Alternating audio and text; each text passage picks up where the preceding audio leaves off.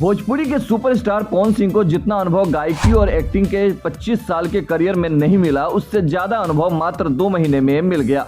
जी हाँ, हम बात कर रहे हैं पवन सिंह के बारे में। ये वही पवन सिंह हैं जिन्हें भोजपुरी के दर्शक पावर स्टार के नाम से जानते हैं।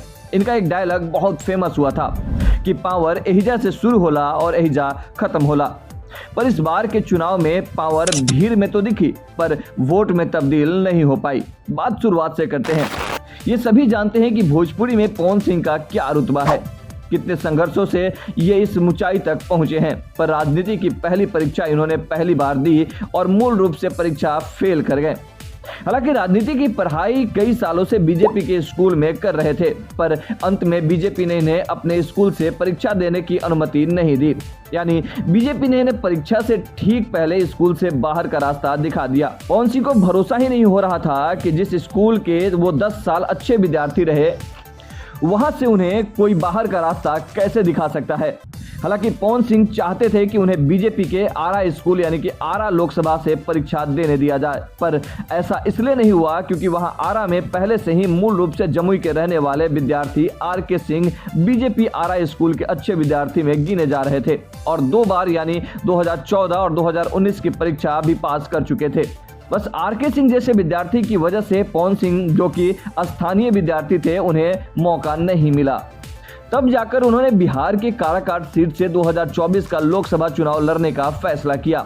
ये वही लोकसभा सीट थी जिसे देश या बिहार के भी आधे से ज्यादा लोग नहीं जानते थे कि यह लोकसभा सीट बिहार के किस दिशा में है। पर जब पवन सिंह ने सोशल मीडिया पर इस बात का अनाउंस किया कि वो काराकाट से चुनाव लड़ने जा रहे हैं, तो मानो पूरे बिहार के साथ साथ देश भर की मीडिया इस पर चर्चा करने लगी और Karakat Lok Sabha seat hot seat बन गया, जहां पहले से ही एनडीए के उम्मीदवार और कुशवाहा जाति के बड़े नेता उपेंद्र कुशवाहा चुनावी ताल ठोक चुके थे, जो कि बीजेपी के समर्थन में अपना प्रचार आगे बढ़ा रहे थे।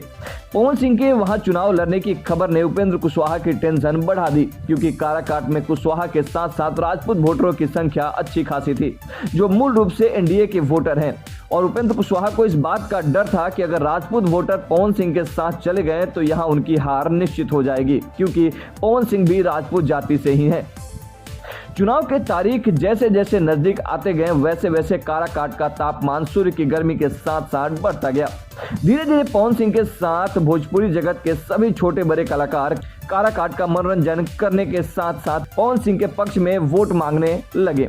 यहाँ तक कि पवन सिंह के नॉमिनेशन में खेसारी लाल यादव के पिताजी और भाई ने पवन सिंह के साथ न सिर्फ मन साझा किया, बल्कि पवन सिंह को जिताने के लिए निवेदन भी किए। फिर काराकाट की गलियों में भोजपुरी के सभी स्टार के साथ साथ पवन सिंह की पत्नी और मां वोट मांगने के लिए घर घर जाने लगी।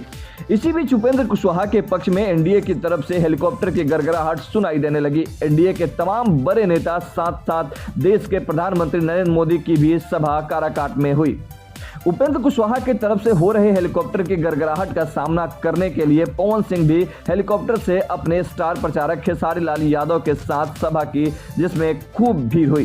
खेसारी लाल यादव ने भी मंच से जम के भाषण दिया, खूब लोगों को हंसाया, कैंची छाप पर वोट देने का आग्रह किए। भीड़ ने खूब ताली बजाई और चुनाव प्रचार थम गया।